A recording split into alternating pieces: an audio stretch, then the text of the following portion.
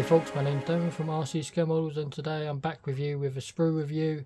This is on the Hong Kong's 1/48 scale DB7B Boston, or Mark III, or also known as the Havoc.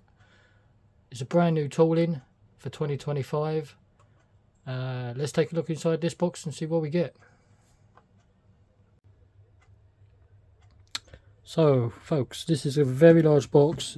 It's pretty much the kind of same size as what the other 48 kits are coming, so it's quite tricky to get in camera. As I say, it's 1/48 Boston or Havoc Hong Kong models. This one here, if you get them early, sometimes you get a couple of extras.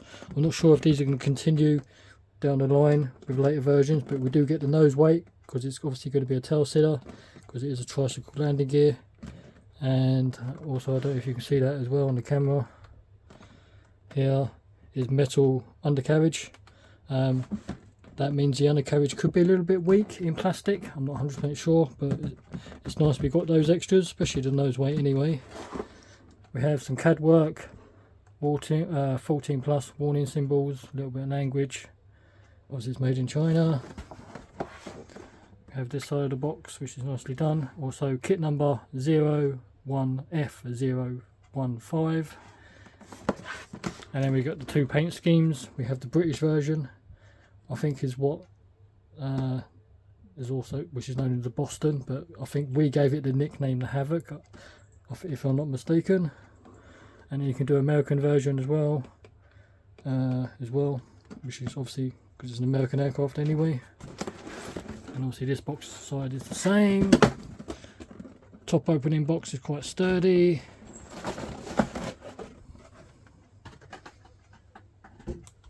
This piece here is invoice, don't need that. Instruction sheet, photo etch, decals, and decals are made by Cartograph, which is a nice touch. So we'll take a look at that in a minute. Usual plastic, two lots of clear. It's that weird nose, which is similar to a Mitchell bomber. Engine and propeller detail. Usual halves.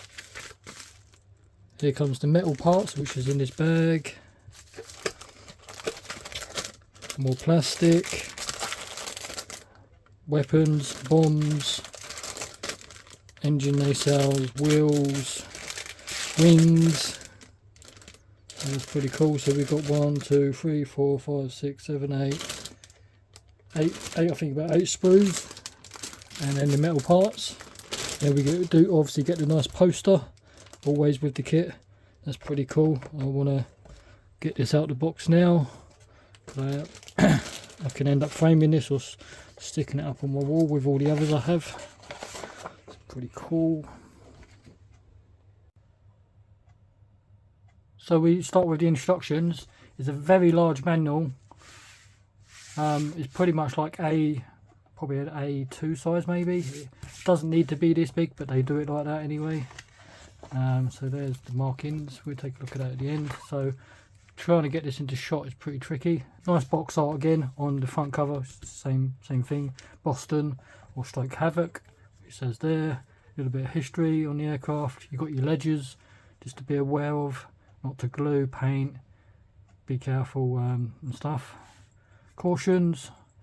In AK Interactive paints and stuff, I think they teamed up with. So very step is also, because it's a big manual, it helps with videoing as well, so it's clearer. But again, it technically doesn't need to be this big, this manual. So we have the cockpit floor, the pilot's seat. So we've got photo etch belts and a little bit of detail for the seat. So this is the step here. Obviously the photo etch is not coloured, so you'd have to paint that, but it is a nice touch they give you it out of the box. But I end up probably replacing it with a Quinta setter anyway when it finally gets released for this aircraft. This section here I think is the front landing gear well. Here's your cockpit instrument panel. You do get a decal and it requires a little bit of paint. Yoke, backrest or back firewall, and this plate here I think is for radio equipment to go into. Here is assembly for the front wheel, which was this big piece here. Unfortunately the front wheel has to go in early, which is a bit of a shame. Here they're showing you in plastic the metal parts for the landing gear, I believe, are at the back.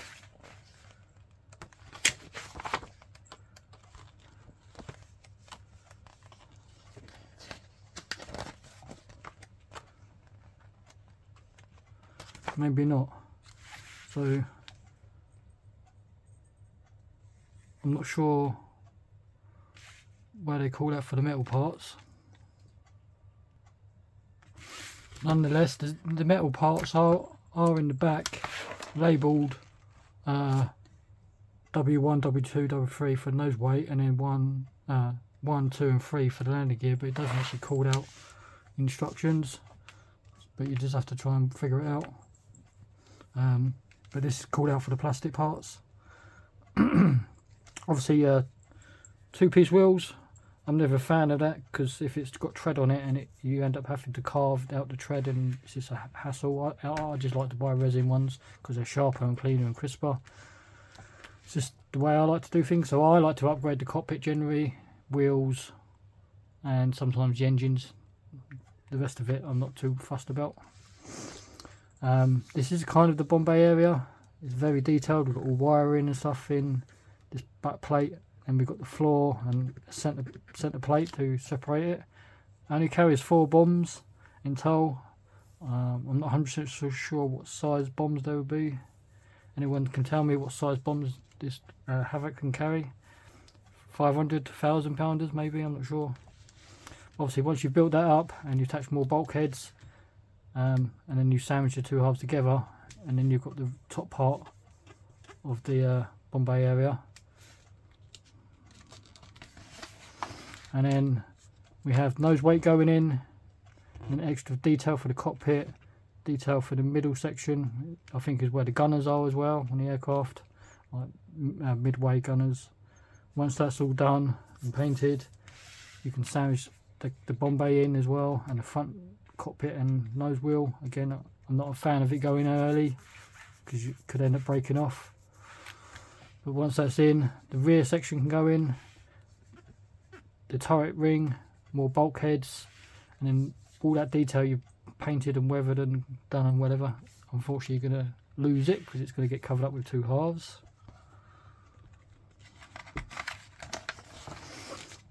Step 14, we have double machine guns. I think they're the British Vickers. Is it the Vickers guns? And then we've got the there's like a 50 cal maybe for the American version, which is a single. So obviously pick what type of gun you need for what type of aircraft. You can have the gun up or down or stored away as well. And obviously canopy open and closed at the rear, here and here. This is the open, this is the closed version.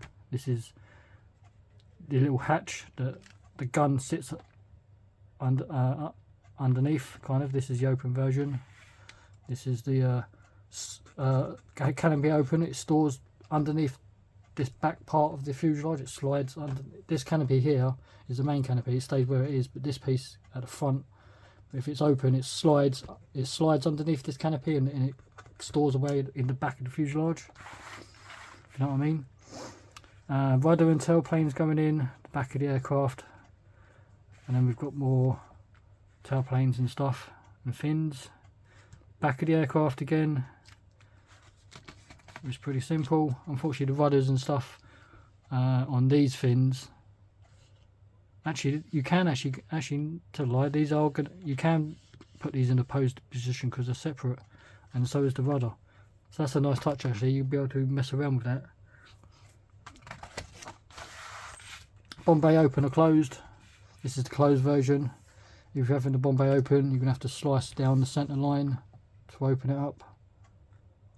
I believe, yes it is, it's here, so just cut it straight in half. And also if you're having it closed, you have to cut these tabs off because otherwise it doesn't fit. Again, front landing gear open or closed. If you're having it open, you have to slice it in half. It's not a big issue. If you're having a Bombay open, you've got this support brace for the Bombay landing gear, and the front landing gear wheel doors are open. You can have this hatch open or closed for the crew to get in and out of the aircraft. And then the top of the aircraft where the cockpit is, you have this hatch here is what you make up with basically the top of the canopy as well. This can be open, and it opens sideways, and the pilot obviously climbs. He can't get into the cockpit from climbing over the bomb bay or whatever, or getting in through the hatch. He has to climb over the top, if you know what I mean, and down. It's really weird. And the canopy and the cockpit's really tight as well. So plus it's a single pilot. It's not, the airplane's not very wide. It's very skinny. There's not a lot of room for the pilot. Obviously you've got the bombardier at the front. His access is at the front, which they show you here. This access hatch can be opened, and this is where the bombardier will get into. So you'll be making the nose up. Pretty cool. And putting machine guns in the side of the nose. Glass going in. Obviously the hatch open or closed.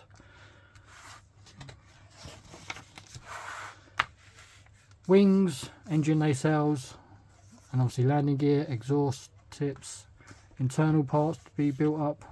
A little bit of photo etch as well, just like support as well there. There is no actual wing spar, but we have this massive design and locator in tabs which gives the wing strength.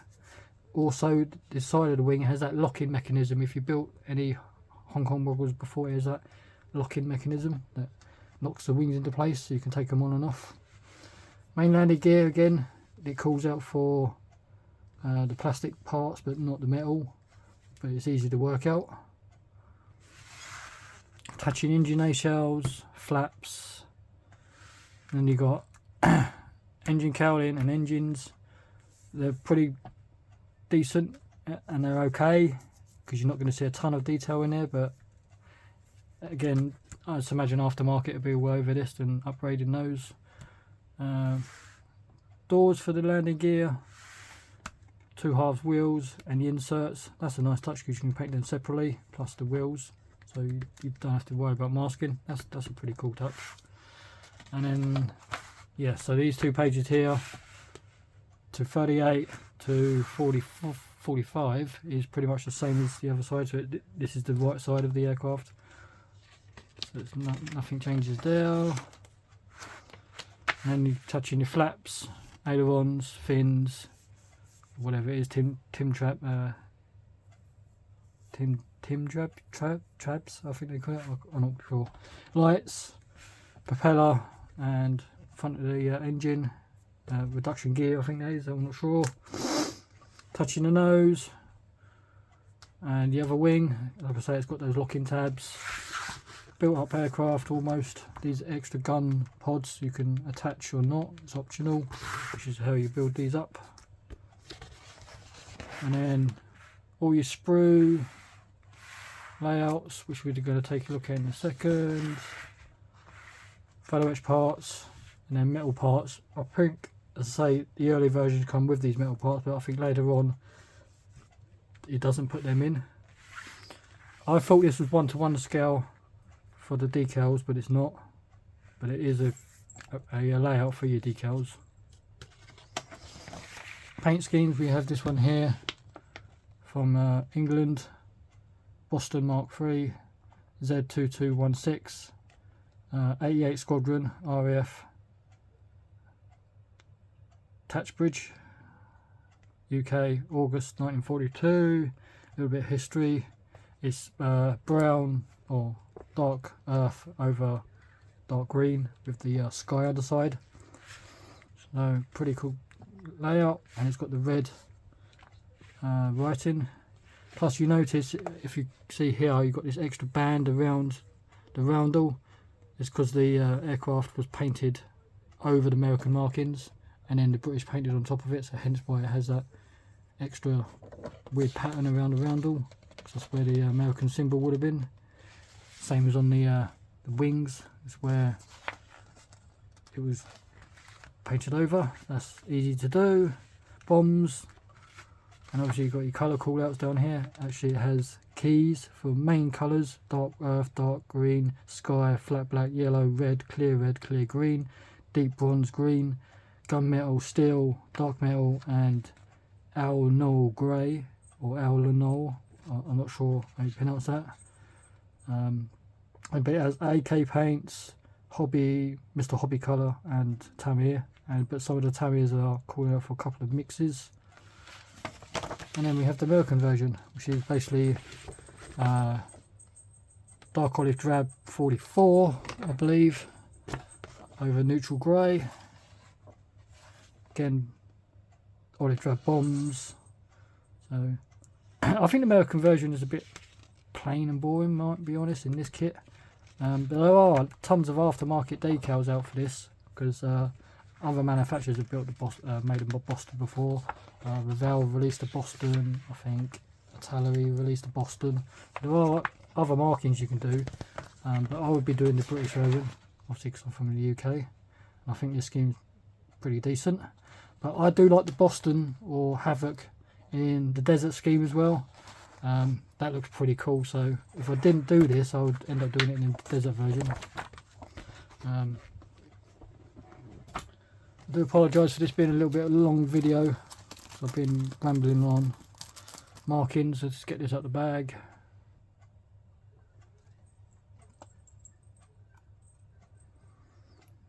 So I don't know how well you can see this on camera. It is the photo etch, it's quite shiny, it's reflecting off my light. We have the seat belts, some vents, structural parts, which is pretty cool. Markings, again, nothing too worried shouted about. It is cartograph decals. They're very sharp and crisp and clean.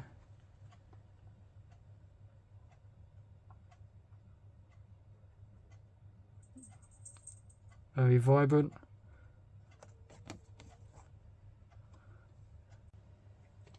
So we'll take a look at a few large halves. So nicely done.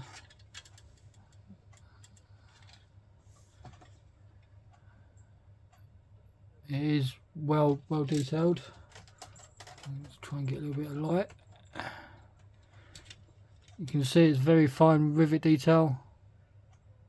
We have some raised areas, which is at the front here. All this is all recessed.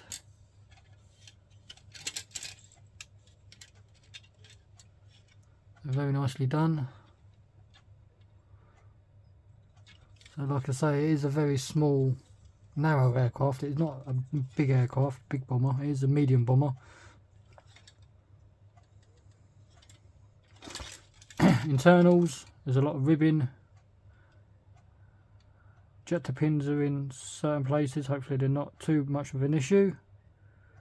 If they are, you're going to have to take care of them, because they are here, along the bottom here, a couple at the top here, one there, two here, one there, down here. Hopefully they're not that big of an issue. There is a little bit of wiring in here. That's nicely done.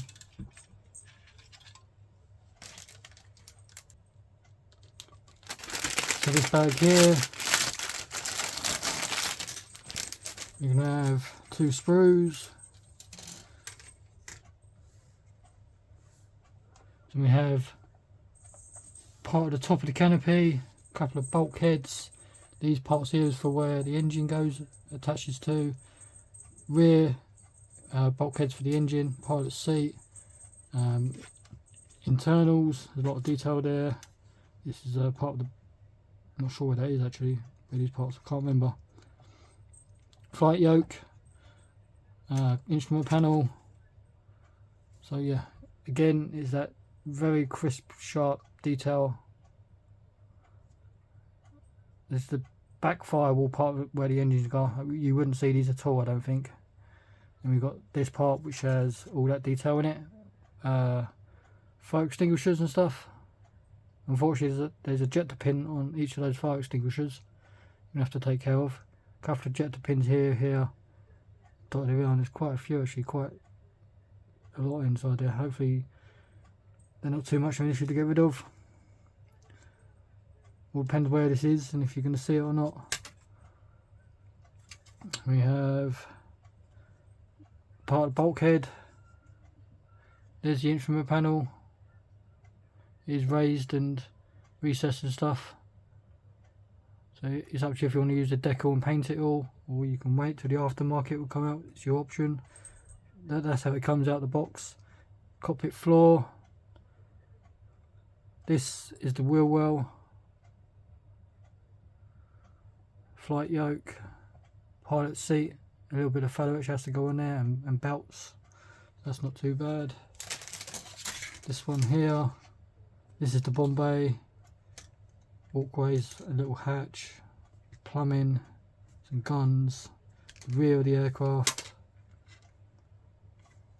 So this is part of the turret and plumbing. This is part of the mechanism for the doors, little bulkhead. So is that. I think this is part of the bomb bay actually, these sections. The middle of the aircraft, some machine guns. The rear of the aircraft, top part of the bomb bay. This is the bomb bay detail. Again, no ejector pins on the bomb bay though, because they'd be on the back face. Are they on the back face? No, I can't see them on the back face neither. But the bomb bay looks pretty good to me.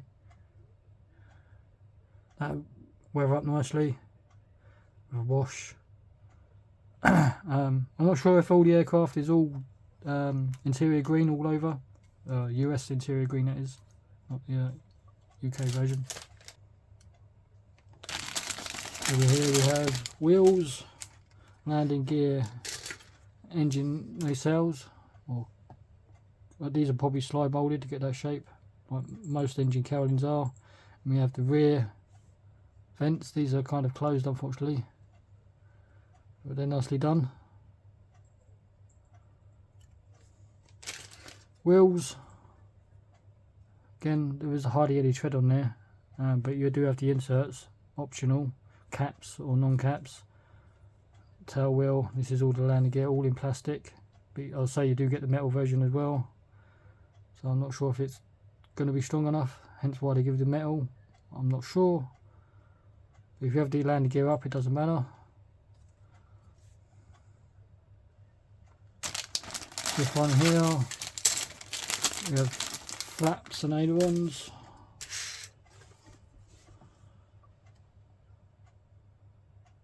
So again, it has that nice rivet detail all over. And obviously you've got these slots for them to go into, which makes them posable, which is a nice touch. The rear of the aircraft, the rudder, bomb bay doors, a couple of ejector pins on them, unfortunately. I wish they wouldn't do that, but they have, so that's got to be taken care of, and you've got to try and deal with this raised detail which is on the bomb bay. If the bomb bay was closed, it wouldn't matter, but unfortunately it is. Rib detail is all raised. This is all flush, but this is all raised, this rib detail. So there are some good parts and some bad parts. Obviously you have to take care of the ejector pins if they're going to be visible.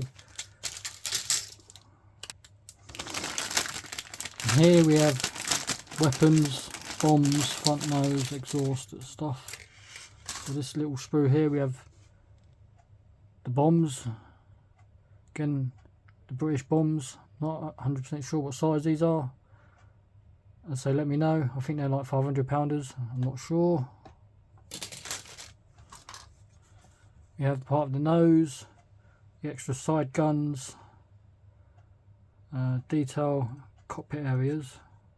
I think they may be. No, that's the rear. Somewhere in the rear, I think, actually. Another bulkhead. More guns and barrels. I'm just 100% sure where those barrels are going to be for. They're not slide mold or anything. So, brass barrels is probably a nice touch to upgrade as well for this. The metal barrels. Exhausts. We do have these weird shape exhausts with all these spiky parts all over it. No doubt they'll come out as an aftermarket. Again, I'm not sure what these are. If these are exhausts as well, they're not hollowed out or anything as well, so you may want to drill that out a little bit. I think these might be the American version and this is the British version. Again, I'm not 100% sure. These are kind of slide molded a little bit. These fins, these ones are slide molded, and these are more scoops.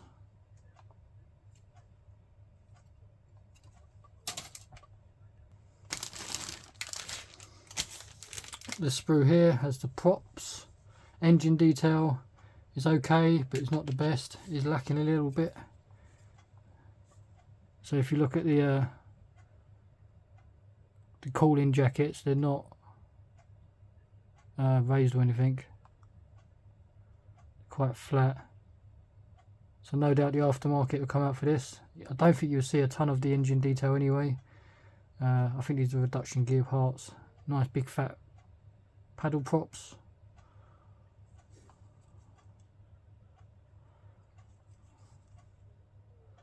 And obviously the exhaust parts, plumbing, which is nicely done.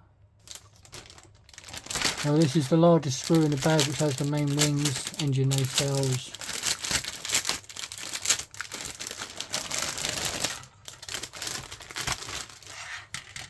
Just about get it in camera. Main wings, upper, lower, engine nacelles left, right, and flaps. So there is recessed and raised details all over, and scoops on the engine nacelles. Inside the landing gear for the engine nacelle as well, there is all that detail. Again, ejector pins in certain places, they've got to be taken care of, which is a bit of a pain. It's going to take a lot of filling on this kit, I've noticed, especially on the open parts. You may be visible. You've got this landing gear door. Are they ejector pins or is that part of the moulding? I'm not sure.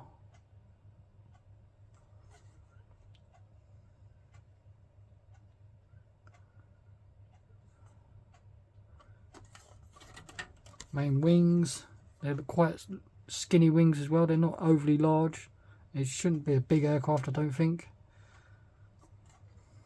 But it does have that panel line detail and rivets. This section here are recessed. This is recessed. This is raised.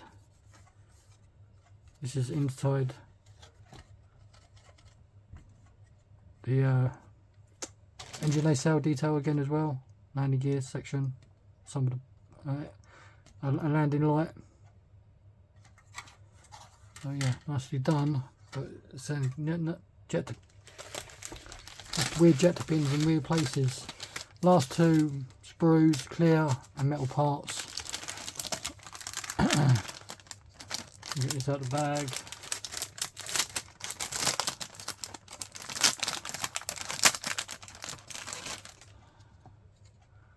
That is pretty clear. Side windows are missing, but you do have to fill those in with these ones. So here is canopy. Again, that's how narrow the aircraft is pretty much. It's not much wider than that, as it is a very narrow aircraft. Here is the roof. This part is with the windows. This back section is where it be painted. So it's a nice touch. You could, if you do have it closed, you can just put the glue at the back here, not worry about this, and just rest it. All the landing lights you need. So that's pretty cool. Main nose landing. Front nose, I should say. Come on. Bag open. Here's that nose.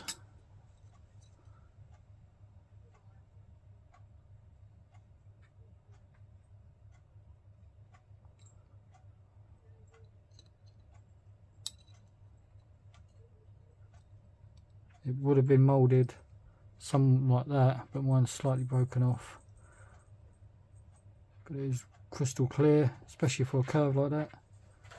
These are pretty cool.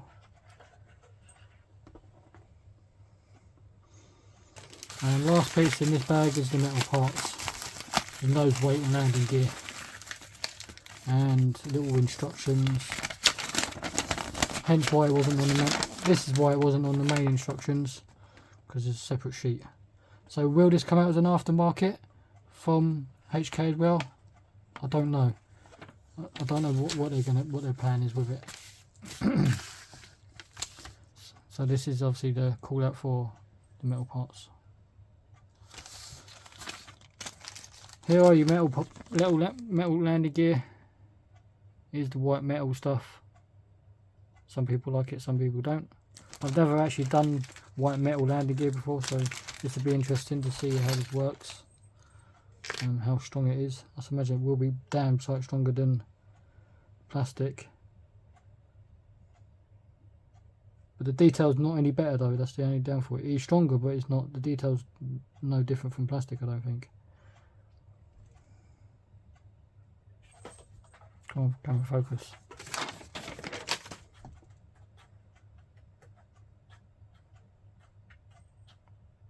Big chunky lugs where the where it pours the mould.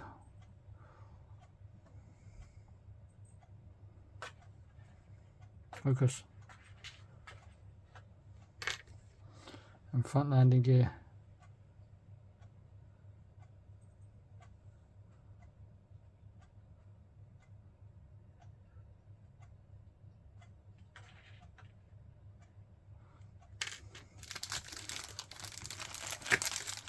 So I will use the metal ones if I can't get on with them, then I'll resort to the plastic.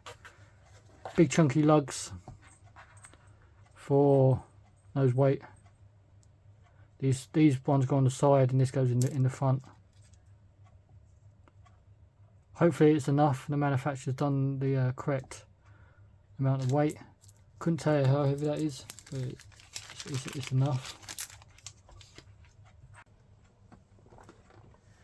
So there you are, my friends, another kit from Hong Kong Models 1/48 scale Boston Mark III, or Havoc known as. Pretty good aircraft. I know people have built the 32nd one and they said that goes together reasonably well, and it's pretty good kit, so hopefully the 48 scale version is pretty good.